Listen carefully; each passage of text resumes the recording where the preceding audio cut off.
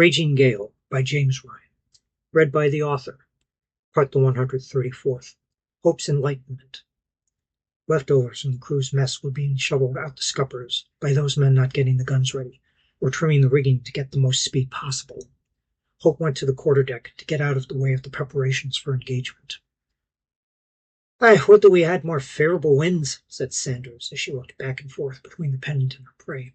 "We'd make better speed with it to our backs, and with them going into it, not like this." "But if they have the wind at their backs," Hope started to say. Abigail waited for her to finish. "But that means they're coming towards us," Hope continued, "which is why you're going after them now, hoping they don't see us before we get that close." Her captain gave a slight smile. "And if she gets past us?" Then we'd both be with the winds to our backs. Her rigging is full square, which gives our trim the advantage. The only thing sparing her is an intervention." Hope turned to look at Surgeon Samuels, taking a place on the corner of the quarterdeck that was fast becoming favored by him, the way a cat might choose a comfortable spot in the house. He noticed her and acknowledged the conversation with, "If you are worried about my pleas to him, they will not be made in such a manner as to wish you loss or harm."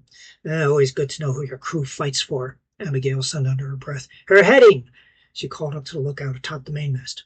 "Due east," Zoutman shouted down. "Our luck's holding, then. Hold her to broad starboard for now. We're running close to beam reach," she ordered Campbell as she handed him the tiller, before waving Osai up to the quarterdeck. "Your orders?" he asked. "Have the guns set for round shot. If she be making a sudden break, we may only get a chance at her at long range. Muskets to the best shots, and place them atop the yardarms. Muskets to the men on the decks as well, but keep the hooks ready and at hand. Give those to the ones who can best cast their lines. We may never get more than one chance if she makes a good run from us. The swivel?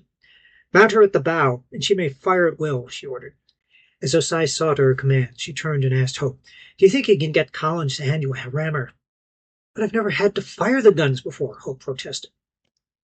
Abigail waited a moment for Hope to consider her reply. "Although it did serve us well as an improvised drumstick when we ran from the casa." Abigail gave another slight smile, as Hope started to look for an improvised percussion instrument. "Thank you for taking this moment with me. If you want to keep up with new chapters as they get posted, please subscribe to the channel. Click the bell icon for notification when pieces go up."